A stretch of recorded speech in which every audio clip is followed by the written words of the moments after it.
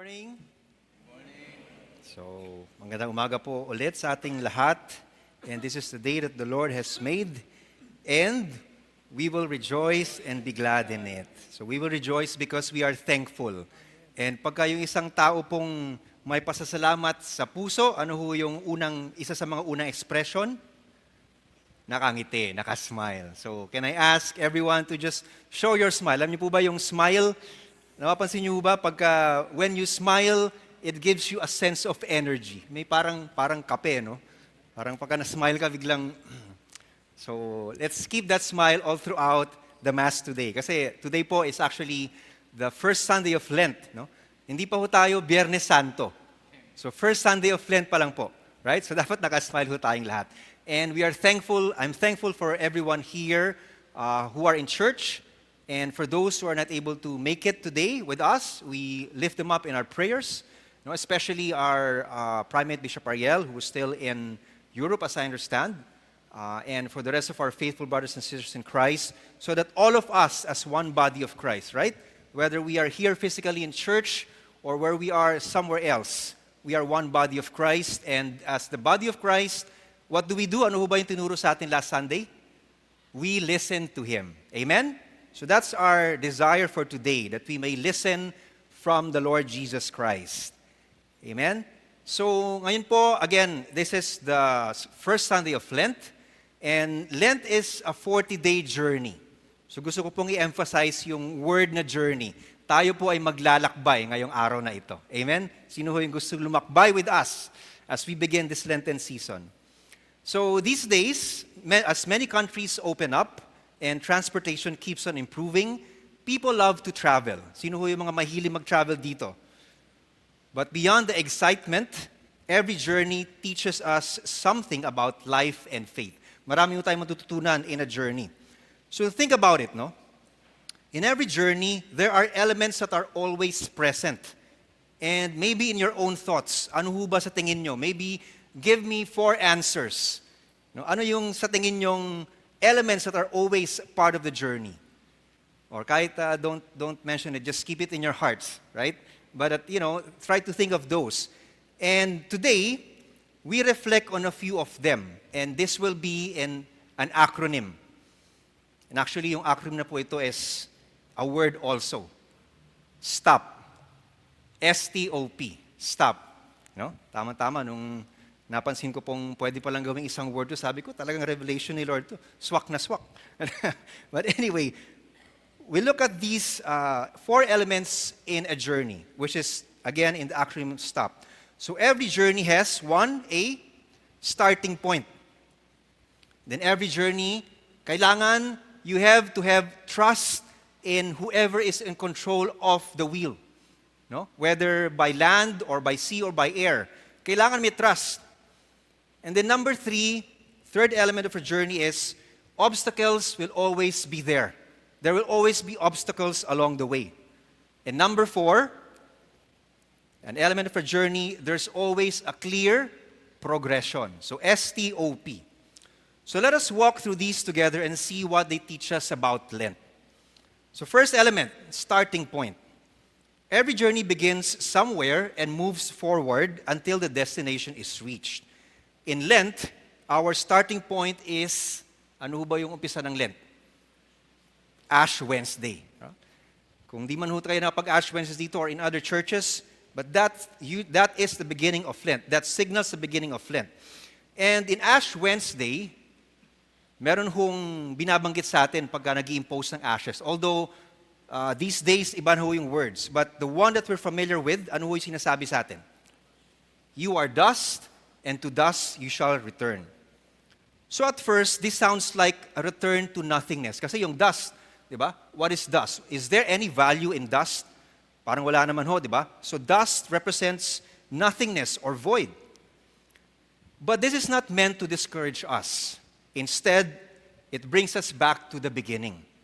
Sabi po sa Genesis chapter 1, verses 1 and 2. In the beginning, the earth was formless and void. Yet, even in that emptiness, the Spirit of God was moving, was working. And what does this mean for us as believers? It means that when we come to moments of emptiness, when we feel weak, broken, or depleted, these are often the very moments when the Spirit of the Lord moves most powerfully in our lives. Sabi nga po ni St. Paul in 2 Corinthians chapter 12, verse 9, "My grace is sufficient for you, for my power is made perfect in weakness." And then in 2 Corinthians chapter 3, verse 17, it says, "Where the Spirit of the Lord is, there is freedom." So where the Spirit dwells, His fruit abounds. Ano ba yung fruit of the Spirit? Love, joy, peace, patience, kindness, goodness, gentleness, and self-control. In other words, pagka we recognize that we have nothing, as we are reminded in Ash Wednesday, we become open to God's everything.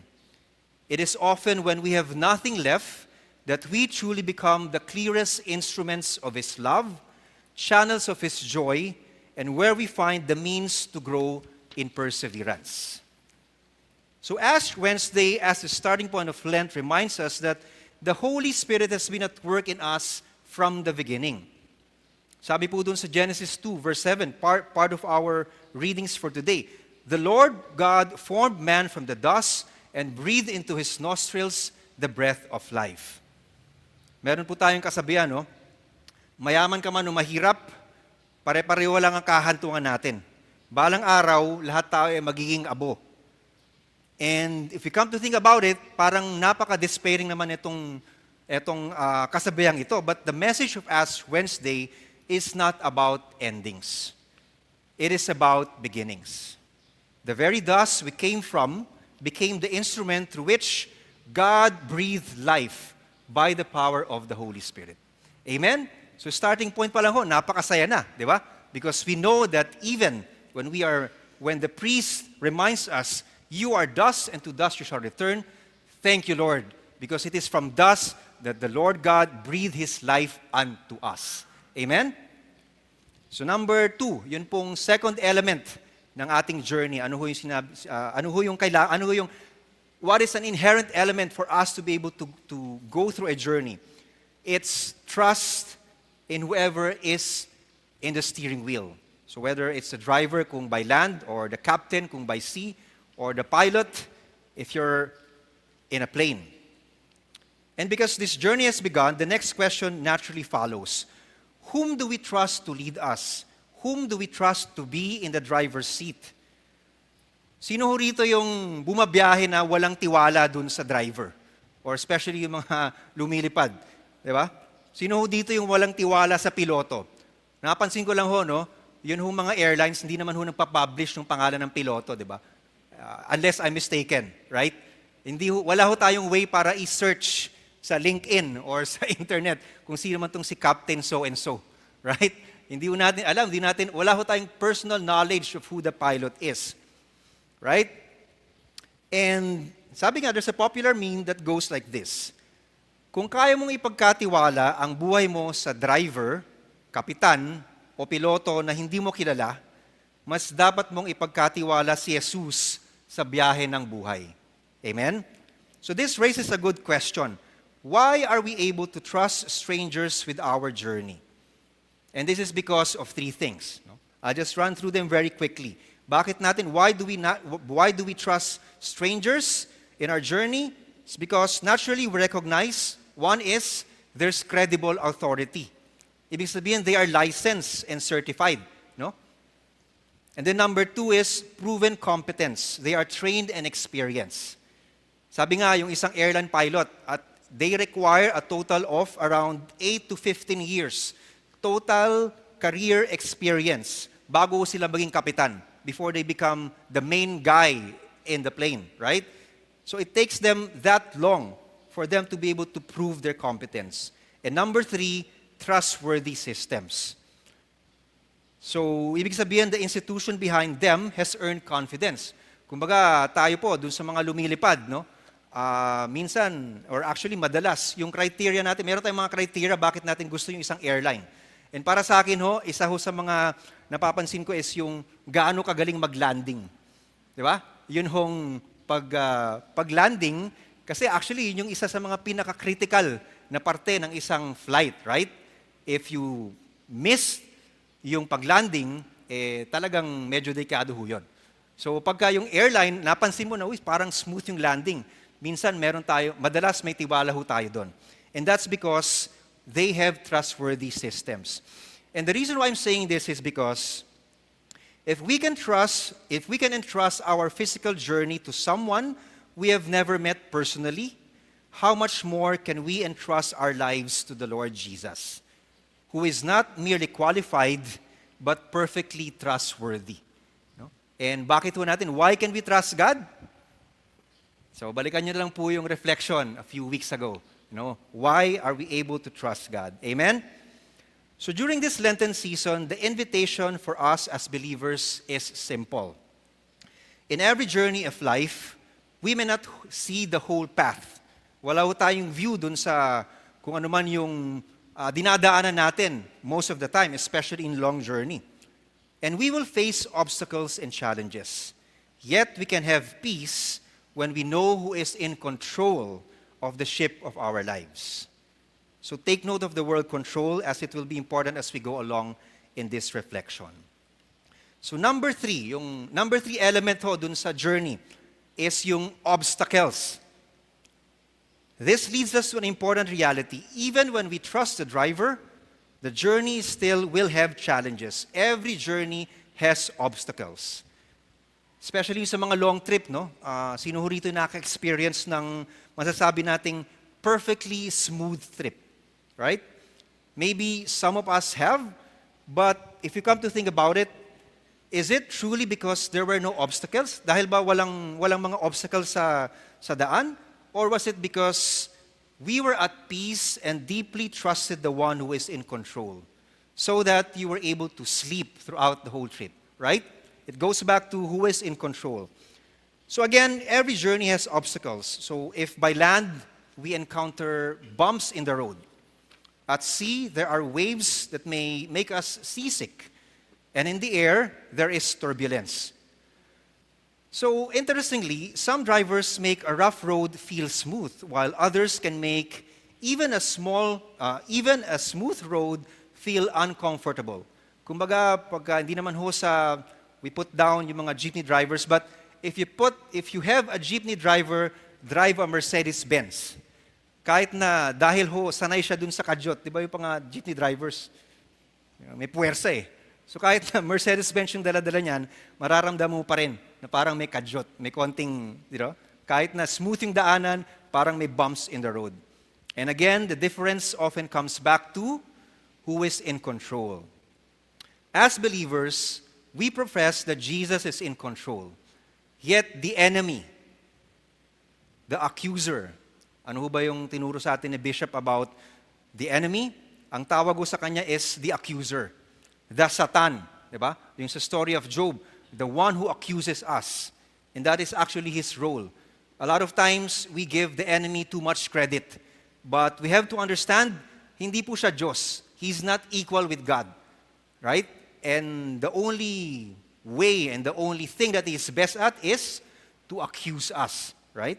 And part of being an accuser is you're casting doubt in the hearts of someone. So, the enemy uses obstacles to plant doubts in our hearts.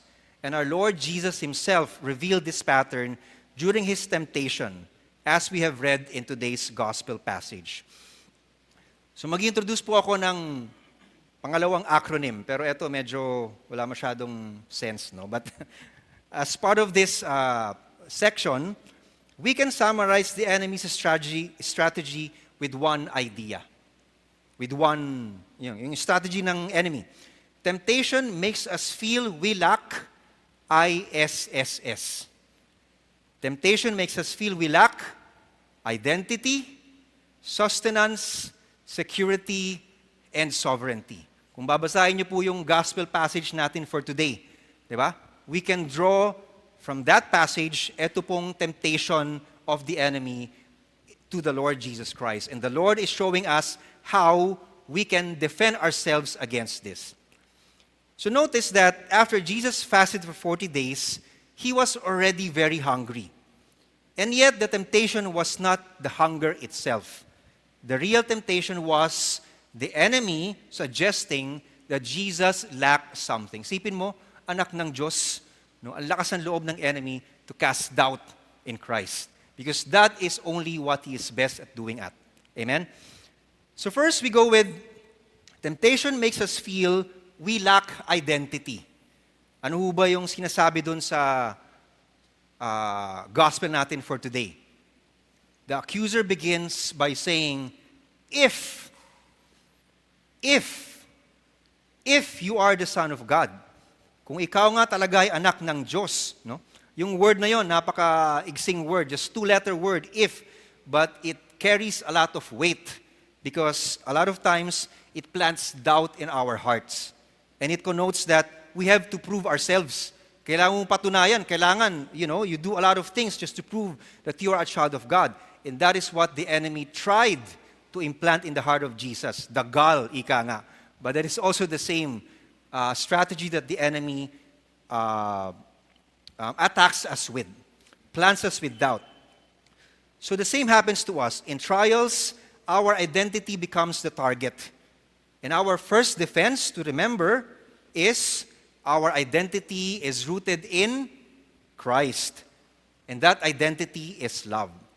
So when we doubt who we are, we tend to fall into self-gratification. Napansin niyo ba yun? Pagka merong insecurity sa buhay natin, when we doubt ourselves, what do we fall into? Self-gratification. Whether through excess, through lust, or gluttony, these are the things that we fall into whenever our identity in Christ is being attacked. Now, one powerful way to recover our identity is very simple. Napakasimple lang po. When we feel insecure about ourselves, what do? Find the way to extend love. Serve and help someone. Show kindness, because love always brings us back to who we are in Christ. Ulitin ko po yun. Love always brings us back to who we are in Christ. Pwede niyo bang sabihin niyo sa katabi niyo, love always brings us back to who we are in Christ. Amen? So yun yung una, no? The enemy attacks us by tempting us, making us feel we lack identity. Then number two, makes us feel we lack sustenance. Ano ba yung sinabi dun sa scripture, sa ating gospel reading? Turn these stones into bread. If you are the Son of God, turn these stones into bread. Next comes doubt about provision, our daily bread. So, what I realized about turning stones into bread, parang inisip ko talaga, ano ba ibig sabihin nun? What does that mean to turn stones into bread? Lord, reveal me something that perhaps I haven't seen yet. The temptation to turn stones into bread represents the urge to secure our needs outside of God's will. Ulitin ko po yun, no? The temptation to turn stones into bread represents the urge to secure our needs outside of God's will. Kumbaga, self-preservation at any cost, even to the hurt of others. Side note lang po, no? Yung stone ho kasi in the Old Testament, tsaka I think even in the Gospel of John, ano ho ba yung ginagawa ng stone? Ginagawa ho nung sa Jewish tradition, di ba, in the Old Testament, the stone is meant to hurt the sinner, right? Gaya nung sa adulterer, they cast the stones. They would want Jesus to cast the stone on the woman. So the stones represents the ability to hurt someone, and that is usually what the enemy tries to attack in us, when we want to sustain ourselves by hurting others. So, we see this in the world today, and especially in our nation. Millions are suffering to satisfy the excessive lifestyle of a few. So, in this season of Lent, Jesus reminds us that God knows our needs. Yun ho yung unang-una nating kailangan tandaan. God knows our needs more than we do, and that He is the provider. And He gives our daily bread according to His Word. And the summary of His Word, again, is, we go back to love. So during Lent, Jesus reminds us that there is a godly way to receive our daily bread, and it includes considering others, being considerate, not just for ourselves, but considering others as well. So that's number 2. Number 3, temptation makes us feel we lack security. No? The enemy brought Jesus to the pinnacle of the temple and says, throw yourself down. You know? The accuser also attacks our sense of security. So in today's world, many are no longer content with basic needs. Dati, as long as meron tayong daily bread, okay na sa atin eh. Pero ngayon, hindi na eh. Consumerism pushes us to accumulate more and more, as if possessions can protect us. Kaya nga usong-uso yung mga Shopee, no? Kasi parang ginagawa nating security blanket. So, bigger houses, more cars, more money, more achievements. Not that they are wrong, but the thing is, when we treat them as our security blanket. So Jesus warned us to not put God to the test. When we place our security purely in worldly systems, we subtly doubt God's ability to care for us. So in this Lenten season, Jesus reminds us on the one practical antidote to this temptation: charity, giving. So instead of always accumulating, let us look for ways to help. Amen? So that's number 3 in terms of the temptation of the accuser. The enemy also tempts us that we lack sovereignty. Ito yung temptation kay Christ. Finally, the devil offers Jesus the kingdoms of the world, challenging his kingship, challenging who really is in control. So this reveals a quiet but powerful temptation in our own lives. Ito ho, madalas talagang inaatake rin tayo ng kaaway. The need to be in control. Right? Yun yung madalas na temptation sa atin eh. Kailangan lagi tayong in control. Kailangan laging alam ko yung mga nangyayari. Right? Which in reality weakens our ability to live a healthy, peaceful, joyful, and free life. Diba? Yung mga control freak, lagi hong anxious, laging guarded. Mapansin ho natin sa sarili natin, pagka gusto natin always in control, lagi tayong anxious, right? And planning for our lives is good when it flows from trust in God. Sabi nga po in Proverbs 18 verse 21, many are the plans of a man's heart, but it is the Lord's purpose that prevails. We as humans have a tendency to slowly push aside God when we feel that we have things under control, when we feel that we have sovereignty. You know? And always we see this when things do not go our way, and we cannot let go of the past, and we struggle to forgive. God's sovereignty means that He is fully in control. And because His nature is love, we can trust that His control is always for our ultimate good. So this season of Lent, we are invited to loosen our grip on what we cannot control and instead focus on the present, where God gives us daily opportunities to love. Amen? So yun po, no? Yun yung under dun sa element of the journey is yung obstacles, and then these are the obstacles, the temptations that we face. Lack of identity, lack of sustenance, lack of sovereignty, and lack of security. Now we go back doon sa ating elements of our journey. The one last that I'd like to point out is, one of the main elements of our journey is progression. When we respond rightly to obstacles, something beautiful happens.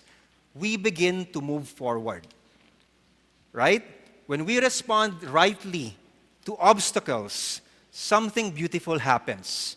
We begin to move forward. Sabi nga po sa Philippians chapter 3 verse 14, I press on, I move forward toward the goal to win the prize for which God has called me heavenward in Christ Jesus.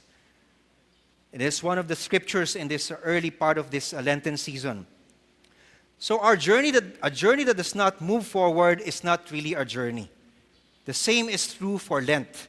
as it is intended for us to progress, to grow in our walk with Christ. So maybe to illustrate this, I'd like to go to the liturgy. And I'd like to ask this to all of us, no? Ano yung common sa Advent and Lent? What does Advent and Lent have in common? Maybe I'll ask this to the clergy. You don't have to answer, but just keep it in your hearts. And I'd like to point out three things.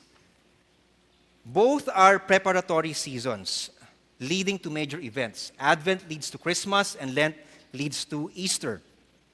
And their colors belong to the same family. No? Advent, we wear blue. And in Lent, we wear purple, being reflective and contemplative seasons. But the one thing that's also unique within the liturgy itself, although today po, no, hindi natin binanggit ito dahil meron tayong great litany. But both Advent and Lent, they both highlight the Decalogue or yung Ten Commandments. Bakit ko ho pinupoint out yung Ten Commandments? When we examine the Ten Commandments, many of these are framed as do not, right? Parang yung Ten Commandments is a list of not to do list. Do not murder, do not steal, do not covet. Diba? But progression does not remove the starting point. The Ten Commandments is the starting point. And Jesus came to fulfill the law. And fulfillment is not just compliance. It means making something whole and complete. So the Christian life moves from merely do not to also do, right? And that is why Jesus gave us a new commandment. Do love one another as I have loved you. And in the liturgy, we also see this progression, this movement. From the commandments, which are a list of do not, we progress to the Eucharist, where we commemorate the sacrificial love of Christ. Because love always seeks the good of the other, therefore love always involves self-giving. So Jesus' sacrifice was not only about offering his life, it was about sharing his life with us, forming communion with him. So in this progression, the commandments begin to look more like this. Instead of merely do not make idols, it becomes, are we intentionally growing our relationship with the loving God? Instead of from just do not misuse the name of the Lord, to are we speaking kindness to everyone, no matter who they are or what their background is, because everyone is God's children and everyone carries the name of Christ? Am I reflecting integrity such that my actions, thoughts, and words reflect the name of Jesus? Right? From simply do not murder to are we actively upholding the dignity of every human life? How do we treat people that are different from us? From merely do not steal, we progress to we look for ways to share our 5 loaves and 2 fish. How can I contribute when there is a need? So I won't go through it all, but I encourage all of us to look at the 10 Commandments through the lens of Jesus' teaching of love. So, Lent calls us into a journey of obedience. And obedience is more than compliance. To fulfill the law means to make it complete through love of our neighbor. Amen? So I'd like to conclude with this. It is ironic that our reflection for today uses the acronym STOP. Yung sa ating reflection on journey. Whereas we are reflecting on progression. Because in this journey of Lent, we are invited to pause, to stop, and reflect on how we can better fulfill the law of Christ, which is the law of love. So to end, and I've also shared this at one point in my reflection today, kalimutan nyo na yung mga acronym ni Father Richie. I'd like to leave us with this one thought as we go through this journey of Lent. Be considerate. Pakisabi nga po dun sa katabi natin. Be considerate. Because being considerate is one of the highest expressions of love. It does not ignore our own needs, but it teaches us to always ask, how will this affect the person beside me? Again, being considerate is one of the highest forms, highest expressions of love. It does not ignore our needs. May mga pangangailangan ho tayo. Kailangan ho natin ng daily bread. Kailangan ho natin ng security. Kailangan ho natin magplano para sa buhay natin. But in all these, let us pray to the Lord that we do not ignore the needs of others. Let's always ask ourselves, how will this affect the person beside me? Because mature love always makes room for others. And where people feel truly considered, love becomes real, tangible, and strong. Ulitin ko lang po. Where people feel truly considered, love becomes real, tangible, and strong. A joyful and meaningful Lent to all of us. Please stand.